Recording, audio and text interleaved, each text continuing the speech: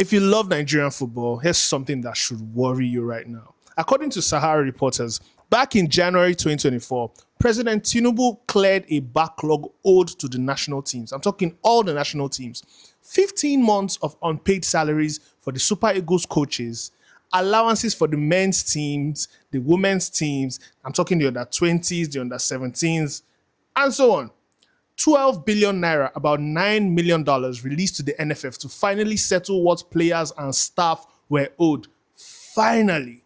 But the Economic and Financial Crimes Commission, EFCC, and the Independent Corrupt Practices and Other Related Offences Commission, ICPC, are investigating the utilization of a 12 billion naira federal government intervention fund released to the Nigeria Football Federation, NFF, for players' wages and bonuses.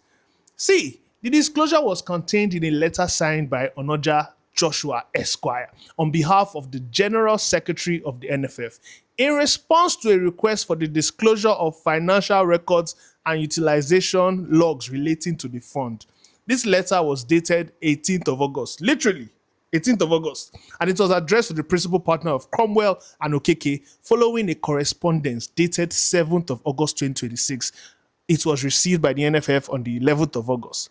And the NFF's response is honestly wild. They did not say, here is the breakdown.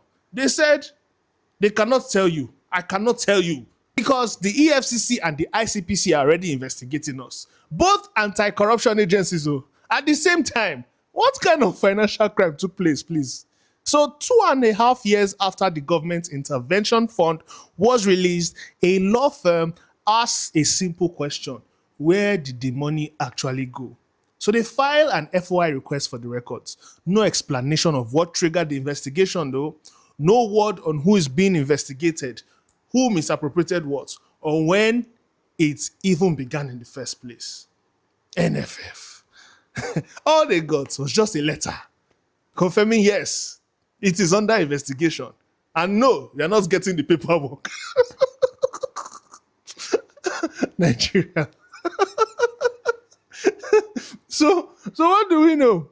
Sources tell Sahara reporters that a big part of that 12 billion naira went towards hotel bills for players. It was spread across different levels, which, if it's true, raises the obvious question. Is that really what the fund was for? Really? Really, guys?